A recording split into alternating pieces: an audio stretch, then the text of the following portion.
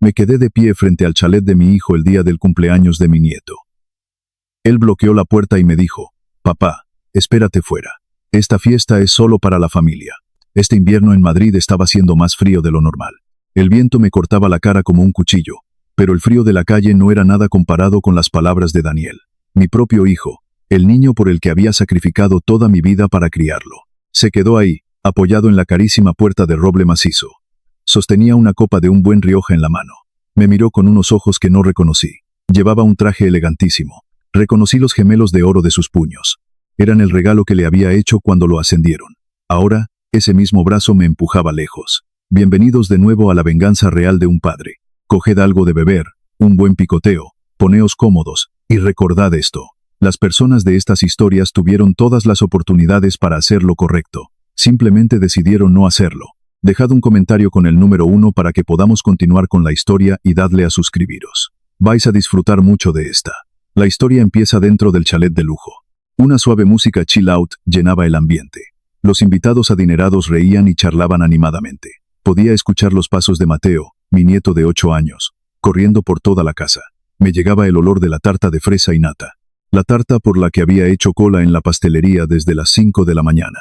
La caja me pesaba en las manos. El lazo rojo había empezado a empaparse con la lluvia. Daniel la miró de reojo. Ni una sola emoción cruzó su rostro. Habló en voz baja, lo justo para que yo lo escuchara. Me dijo que mi presencia le daba vergüenza delante de la familia de su mujer. Su suegro era un empresario forrado de millones. Yo solo era un profesor de instituto jubilado con un abrigo desgastado. Había olvidado de dónde venía el sillón de directivo en el que se sentaba. Había olvidado quién había pagado las cicatrices de sus errores del pasado. La gente a menudo decide olvidar una constante una vez que descubre una nueva variable de mayor valor. Para Daniel, yo era una constante que ya no servía para nada. No discutí. Lo miré directamente a los ojos. Su arrogancia era un dato importante. Tomé nota de ese dato. Luego me di la vuelta y me marché. La puerta dio un portazo a mis espaldas. Firme, cruel. El sonido de la cerradura resonó en la noche. Bajé los escalones de granito. Empezaba a nevar con más fuerza. No tiré la tarta. Me la llevé de vuelta a mi casa vacía. Los cálculos de Daniel parecían perfectos sobre el papel, pero había olvidado una cosa. Toda ecuación equilibrada exige un precio cuando uno de los lados resulta herido. Saqué el móvil. La pantalla no mostraba ninguna notificación nueva. Sonreí. Mi silencio siempre ha sido el comienzo de un castigo adecuado. Daniel pensaba que había ganado al cerrar esa puerta. No tenía ni idea de que, con sus propias manos, acababa de desencadenar una cadena de consecuencias que ya no se podría revertir. Esa noche me senté en mi escritorio. Abrí mi libreta azul. A las 23:47, mi móvil empezó a explotar con 98 llamadas perdidas. 98 llamadas perdidas. La pantalla de mi móvil no paraba de parpadear en la oscuridad. Un tenue brillo azul iluminaba las cadenas de números. Daniel estaba entrando en pánico. Lo sabía muy bien, pero no deslicé el dedo por la pantalla para contestar. Volví a dejar el móvil boca abajo sobre la mesa. El silencio es un idioma que pesa una tonelada. Especialmente cuando la persona al otro lado de la línea sabe que ha cometido un error que no se puede deshacer. Encendí el viejo flexo amarillo. La habitación se llenó de una luz quieta y silenciosa. Delante de mí había una libreta de cuero azul. El lomo se había desgastado con el tiempo. No era un diario íntimo lleno de sentimientos personales. Para mí, era un archivo de datos. Documentar las cosas no es venganza, es la prueba de un patrón. En matemáticas, un evento que ocurre una vez puede ser aleatorio. 2 veces puede ser inusual. Pero cuando se repite por 14ª vez, se convierte en un error sistemático. Se convierte en un patrón de traición. Pasé las páginas una a una. El suave crujido del papel resonó en la noche silenciosa. Cada página marcaba un momento en el tiempo. Cada momento era una acusación financiera y emocional. Releí las líneas escritas de mi puño y letra. El dolor había desaparecido.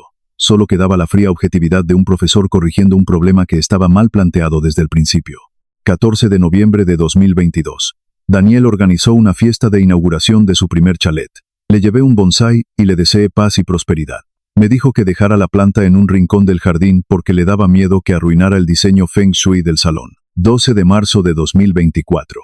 La celebración de su aniversario de boda.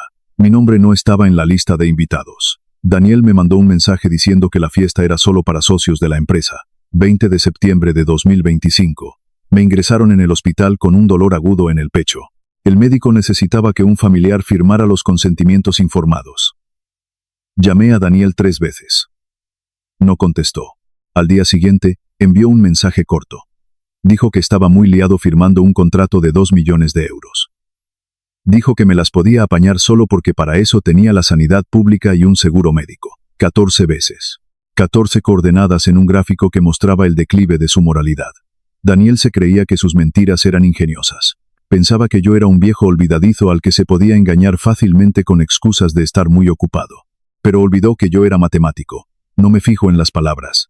Me fijo en la frecuencia y la naturaleza de los datos. La frialdad de mi hijo no surgió de un día para otro. Era una función exponencial ligada al crecimiento del saldo de su cuenta bancaria. A medida que aumentaban sus ingresos, el valor de su padre ante sus ojos disminuía de forma inversamente proporcional. El móvil vibró de nuevo, por 99ª vez. Daniel intentaba reconectar una ecuación que ya se había roto en pedazos.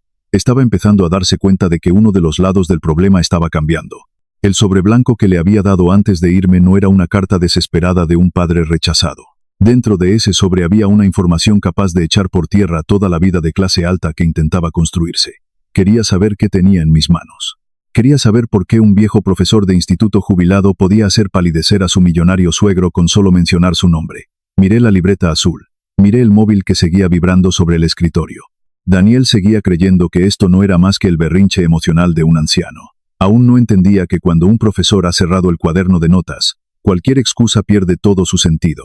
Me levanté y abrí la vieja caja fuerte del rincón del cuarto. Allí no había ni oro ni plata. Solo un grueso expediente que databa de 2020. El año en que Daniel se puso de rodillas ante mí suplicando un salvavidas.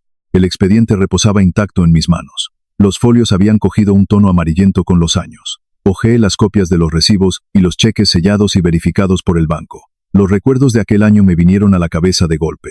Había sido un año lleno de turbulencias.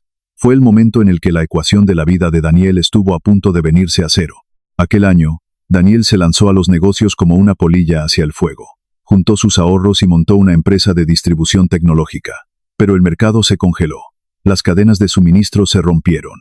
Los socios lo abandonaron. Se encontró de pie al borde de la quiebra. Una noche, en medio de una tormenta torrencial, Daniel vino corriendo a mi casa. Ya no llevaba esa arrogancia que vestía hoy con una copa de vino en la mano. Cayó de rodillas en el suelo de mi salón. Sus rodillas se hundieron en la vieja y gastada alfombra. Lloraba desesperado.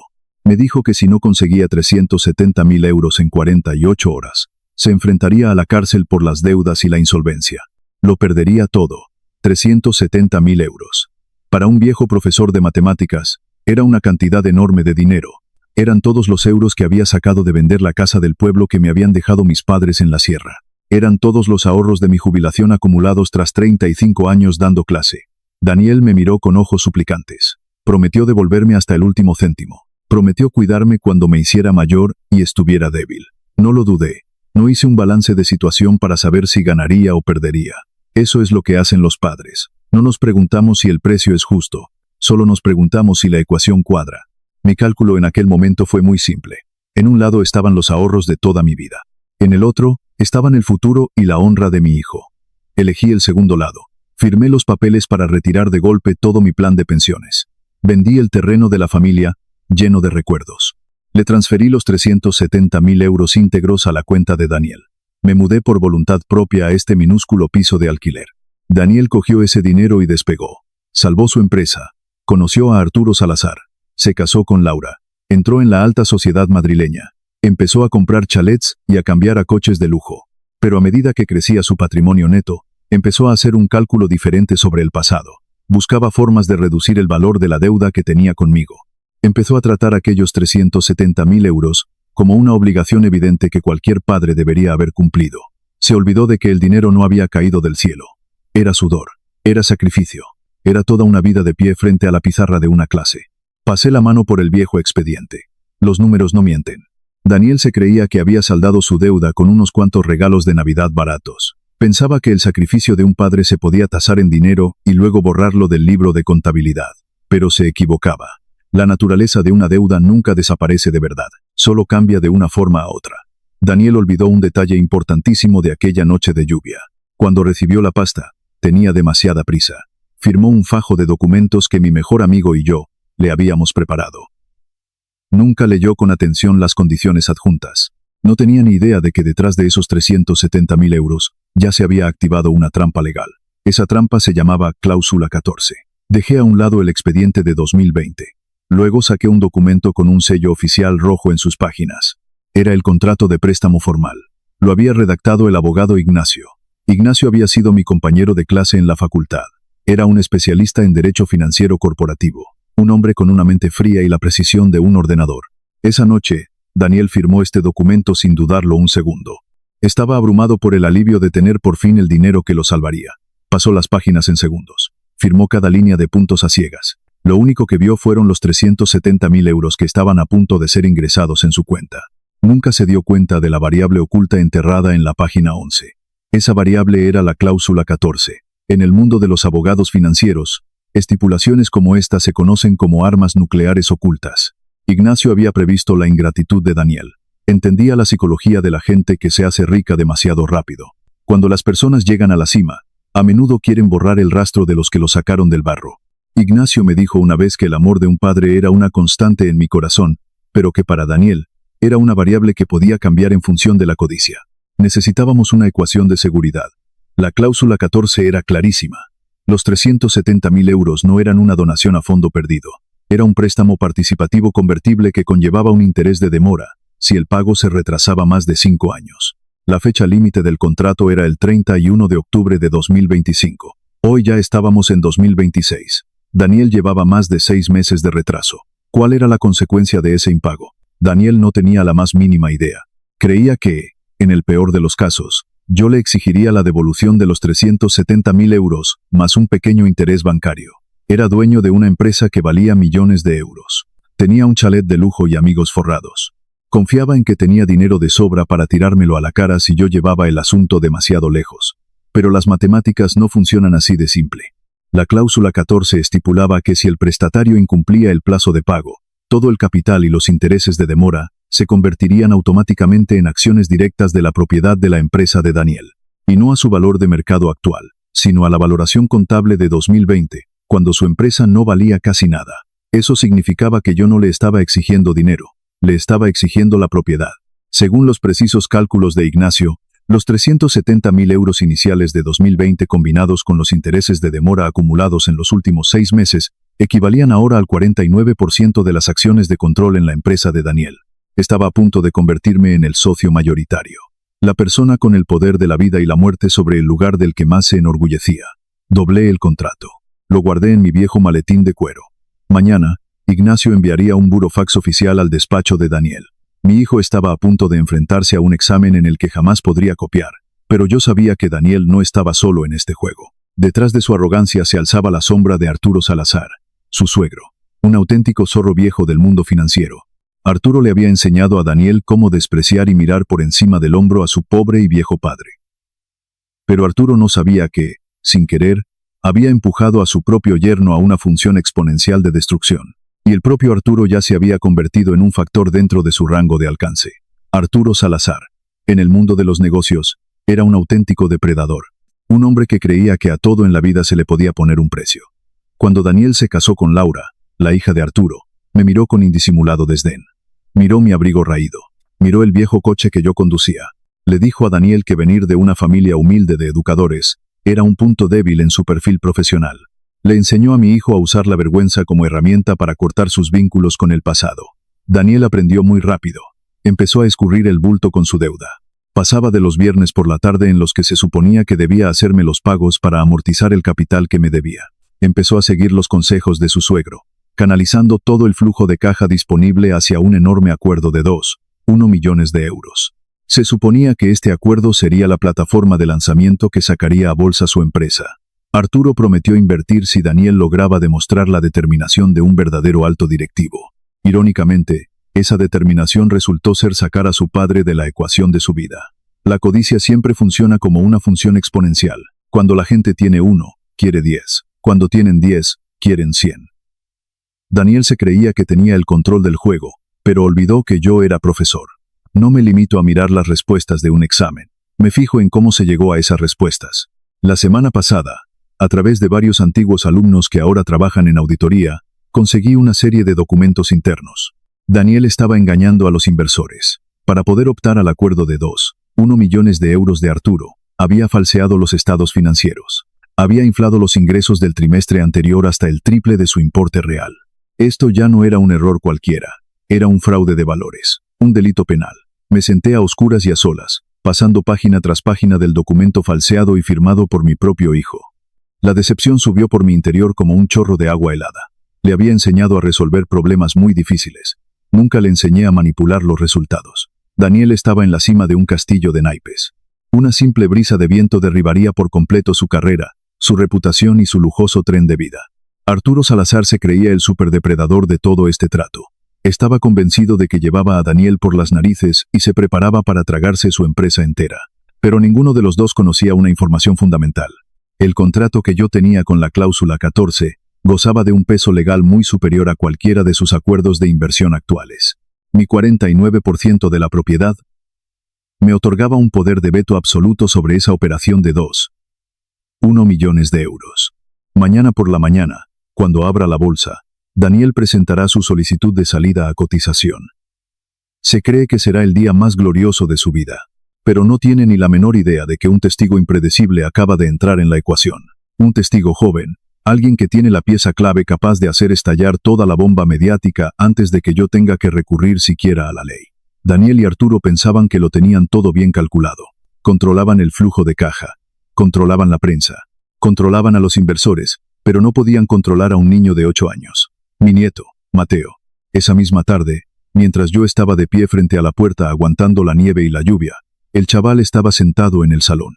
Tenía en las manos un iPad recién comprado. Estaba probando la nueva función de filtro de audio grabando un video. La carísima puerta principal de roble no logró bloquear el sensible micrófono del dispositivo.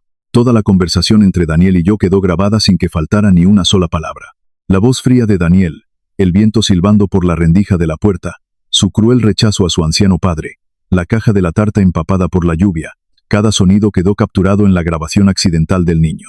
El niño de 8 años sabía que aquello estaba mal, pero el hombre de 41 años todavía no se había enterado. Mateo no entendía del todo el significado de las palabras de su padre, pero vio a su abuelo alejarse bajo la lluvia. Vio a su padre dar un portazo con rabia, y entonces pulsó el botón de guardar. Después de eso, el video se guardó automáticamente en la cuenta compartida de iCloud de la familia. Era una función de sincronización automática. Un simple algoritmo sin sentimientos. Simplemente cumplió su tarea de copiar datos de un dispositivo a otro. A las 11 de esa noche, Laura, la mujer de Daniel, abrió su ordenador para echar un vistazo a las fotos de la fiesta de cumpleaños de su hijo. En lugar de fotos alegres, la pantalla mostró el video de 30 segundos de Mateo. Laura se quedó de piedra frente a su tocador. Ella no era una avariciosa como Arturo. Ella era madre. Entendía lo que significaban los lazos familiares. La pura y dura realidad que revelaba el clip la dejó helada. El hombre con el que llevaba conviviendo 10 años era muchísimo más frío de lo que jamás habría imaginado. Laura empezó a cuestionárselo todo. Se cuestionó de dónde habían salido los 370.000 euros que habían salvado la empresa durante su crisis años atrás. Se cuestionó por qué Daniel siempre encontraba formas de evitar el tema cada vez que ella sugería invitarme a hacerles una visita. Los datos habían quedado al descubierto, y eso creó una profunda grieta en la confianza de Laura. Al mismo tiempo, yo también recibí una copia en mi móvil. Me senté a ver cómo se reproducía el vídeo en la pantalla. No estaba enfadado. Sabía que lo que tenía que pasar, pasaría. Apagué el móvil. Metí el contrato con la cláusula 14 en un sobre blanco impecable. No incluí ninguna nota, ni una sola palabra. Se lo envié por mensajería urgente al despacho de Daniel esa misma noche. Mi hijo creía que mañana sería el día en que alcanzaría la cima de la gloria con su acuerdo de 2,1 millones de euros. No tenía ni idea de que, cuando cruzara la puerta de su despacho, sobre su mesa le estaría esperando una brutal autopsia financiera. A altas horas de la noche, las luces seguían encendidas en el despacho de Daniel en la planta 34. Estaba sentado a solas frente a las brillantes cristaleras, mirando la ciudad inundada de faros y luces de neón. Mañana era el gran día, el día en que su empresa saldría a bolsa oficialmente. Todo estaba programado al milímetro. Debería haber estado de celebración con Arturo, pero un mal presentimiento le impedía marcharse del despacho. A las 23:47, el sobre blanco que yo había mandado por mensajería urgente descansaba sobre su mesa. El guardia de seguridad del edificio se lo había subido unos 10 minutos antes. Daniel se quedó mirando el sobre. No había nombre del remitente, solo el sello del bufete de abogados de Ignacio. Usó un abrecartas de plata para abrirlo. Dentro no había una carta emocional de decepción de un padre anciano. Dentro había una autopsia financiera. Era un documento de 20 páginas. La primera página era un resumen del préstamo de 2020. La cifra de 370.000 euros estaba impresa en tinta negra y negrita. Daniel pasó a la página siguiente. Empezó a quedarse pálido. Los números parecían bailarle ante los ojos. Intereses de demora acumulados. 6 meses de impago. Y por último, la cláusula 14 citada en su totalidad con su propia firma justo debajo. Daniel pasó frenéticamente a la última página. Allí se encontró con el cálculo de la conversión de las acciones preparado por Ignacio. 49% de la propiedad de la empresa. El control absoluto sobre la estructura actual del Consejo de Administración descansando en mis manos. El acuerdo de 2,1 millones de euros con Arturo Salazar se convertía instantáneamente en papel mojado, sin mi aprobación y mi firma. El informe financiero falseado que se preparaba para presentar a la Bolsa de Valores también lo había adjuntado Ignacio como prueba respaldatoria, junto con una severa advertencia sobre fraude de valores. El sudor empezó a resbalar por la frente de Daniel. Agarró el teléfono de su mesa. Le temblaban tanto las manos que casi se le cae. Marcó mi número. La primera llamada. El tono resonó en mi piso vacío. Me quedé mirando cómo se iluminaba la pantalla, pero no lo cogí.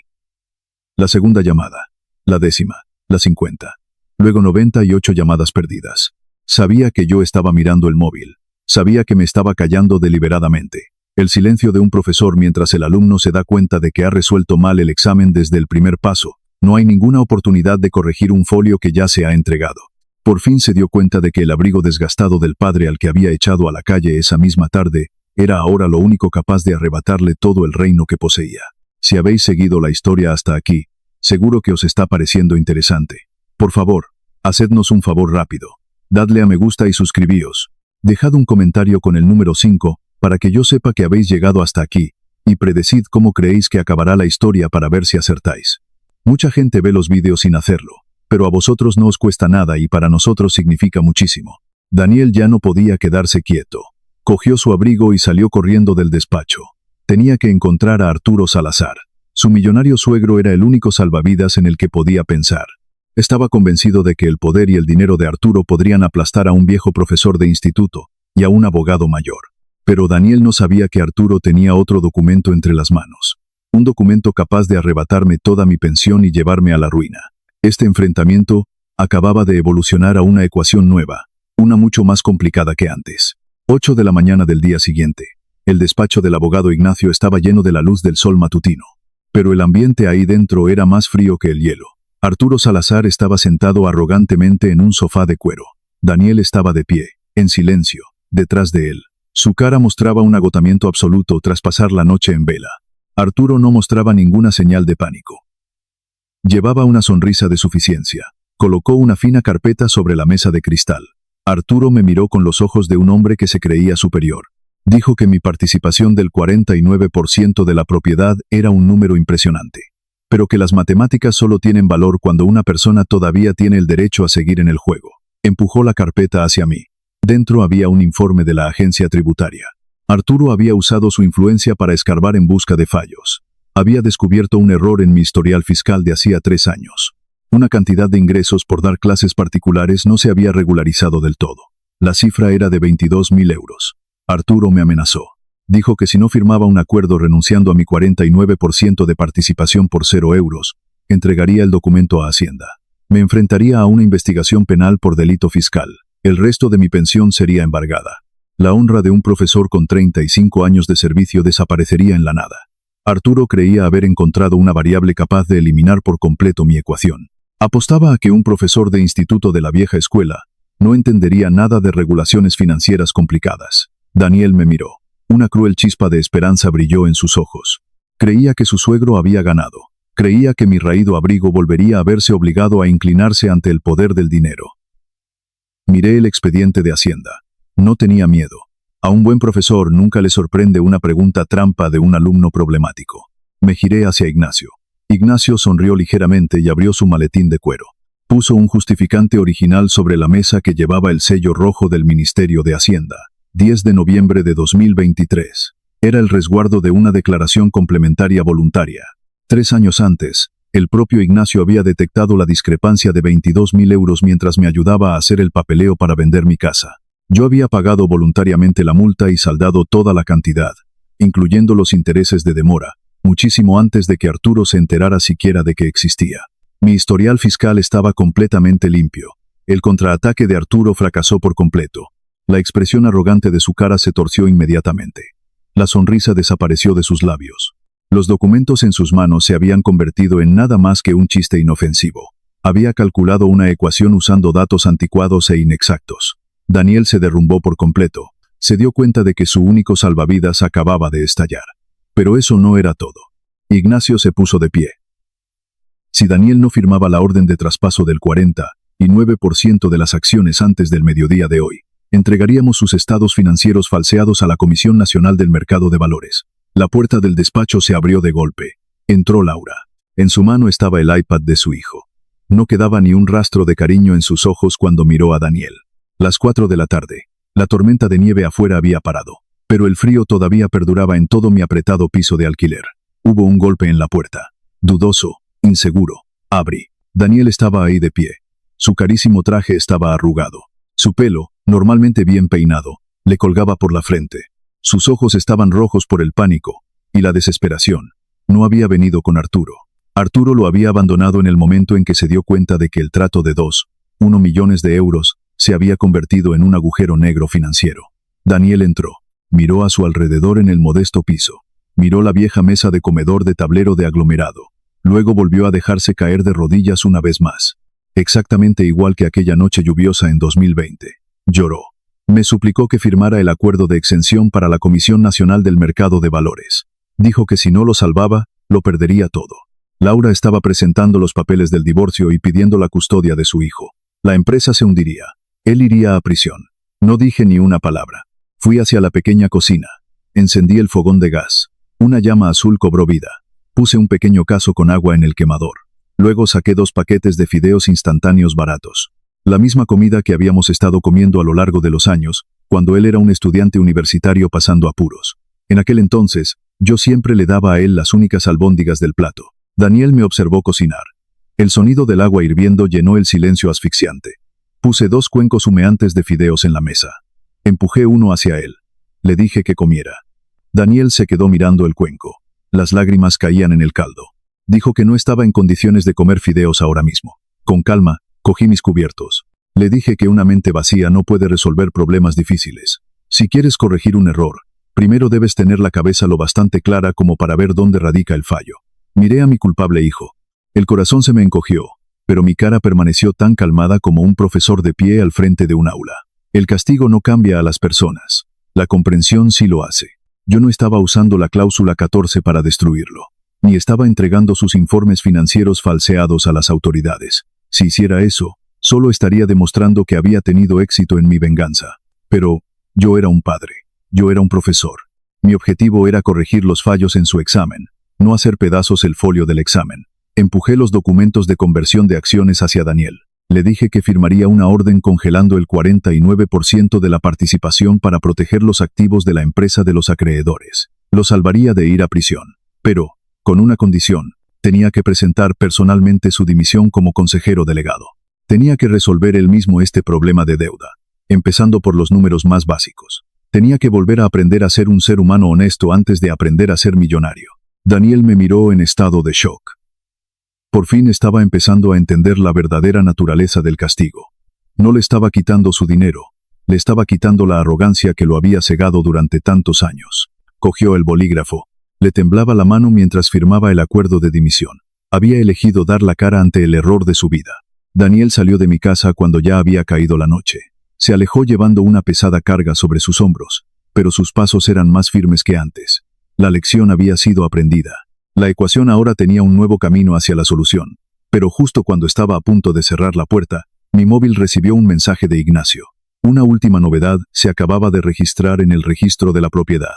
Laura había tomado una decisión extrema que me sorprendió hasta a mí. La decisión de Laura fue una gran sorpresa. Utilizó toda su parte de los bienes del acuerdo de divorcio para pagarme íntegramente la deuda original de 370.000 euros. No quería que su hijo creciera cargando con la vergüenza de tener un padre que se negaba a pagar lo que debía. La acción de Laura redujo oficialmente el lado de la deuda de la ecuación a 0. 6 meses después, el invierno de este año por fin estaba llegando a su fin. La cálida luz del sol primaveral empezaba a filtrarse por las ventanas. Hoy era domingo. Estaba de pie junto a la ventana de mi piso mirando la acera debajo del edificio. El camino había sido despejado de nieve y cuidadosamente cubierto de sal para evitar resbalones. Eso era algo que Daniel había estado haciendo en silencio durante los últimos 3 meses. Cada domingo por la mañana, antes de que yo despertara, ya no conducía coches de lujo. Llevaba ropa de trabajo sencilla. La arrogancia que una vez tuvo había desaparecido. En su lugar había calma y paciencia. Un golpe sonó en la puerta. Exactamente a las 5 de la tarde. La abrí. Daniel estaba ahí de pie con Laura y mi nieto Mateo. Traían una cesta de fruta e ingredientes para la cena. No hubo formalidades falsas, ni copas de vino caro, ni pretensiones de clase alta. Daniel me miró. La sinceridad que había perdido 10 años atrás había vuelto a sus ojos. Bajó la cabeza con respeto. Me llamó papá con un respeto genuino. Nuestra primera cena de domingo después de tantas tormentas transcurrió en un ambiente cálido y pacífico. Por fin, la ecuación de nuestras vidas había encontrado una solución equilibrada. Daniel había aceptado un nuevo comienzo en una empresa pequeña en un puesto de empleado ordinario. El amor propio no proviene de ganar, proviene de cómo luchas. Observé a mi hijo corregir los errores de su vida uno a uno. Para un padre, esa era la recompensa más grande. La comprensión había curado las heridas dejadas por la traición. Gracias por uniros a la venganza real de un padre. No olvidéis compartir vuestra historia en los comentarios, y haced clic en me gusta y suscribíos, para no perderos la próxima y valiosa lección. Quiero dejaros con una reflexión. En la vida, el dinero y el estatus son solo variables temporales. Vienen y van con las mareas cambiantes del tiempo. Solo los lazos familiares y la integridad personal siguen siendo verdaderas constantes. Nunca borréis de vuestra vida a las personas que lo sacrificaron todo para sacaros del barro simplemente por unos números en una cuenta bancaria. Todo error moral conlleva un coste, y cada error de carácter será eventualmente equilibrado por una dura ecuación de causa y consecuencia.